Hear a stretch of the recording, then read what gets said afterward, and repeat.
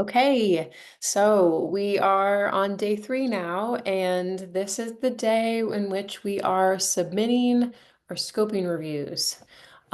So today, big things for you to focus on. Yesterday, you focused on finalizing that content.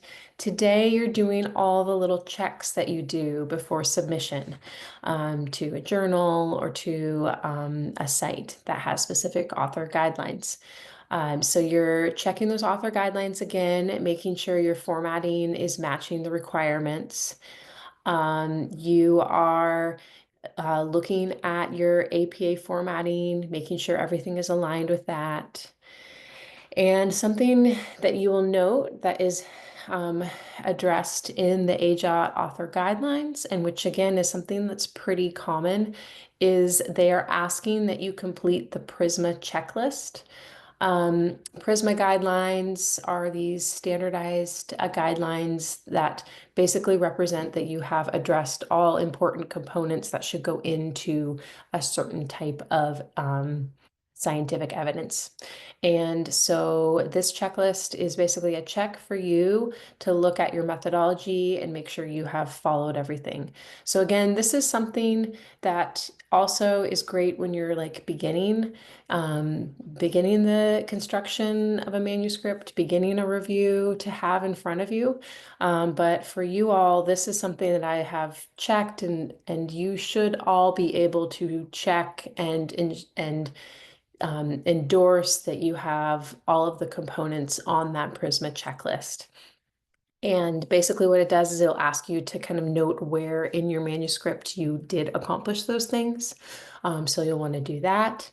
And that will be submitted as well. So that, and it's the same for when you submit to AJOT, you're expected to submit that as well, where you are indicating where in your manuscript you have noted that.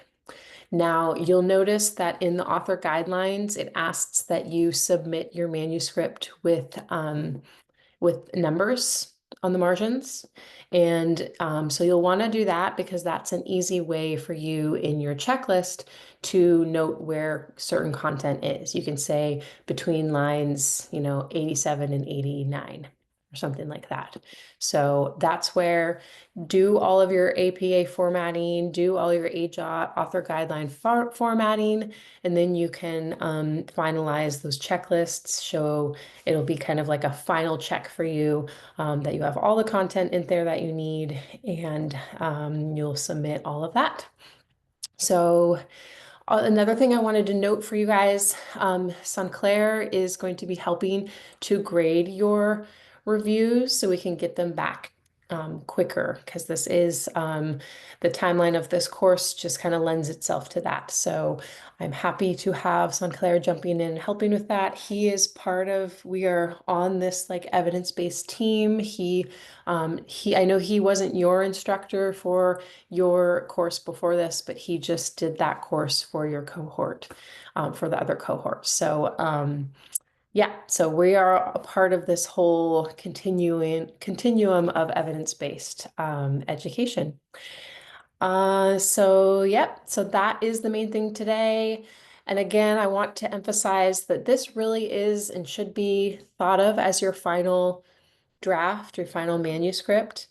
Once you submit for peer review, that's the last time you get to change things, add content, really, etc. When you get feedback, you of course make changes in accordance with that, but you want to be sending something that you feel is finalized. So we are at that point now, even though the full submission after we do the peer review process. I don't want to redo this video, so I'm sorry. Is later. The point of that is to integrate the feedback. So I want you to work really hard. This needs to be a formalized, finalized draft that you're submitting today. Okay. As always, reach out with any questions.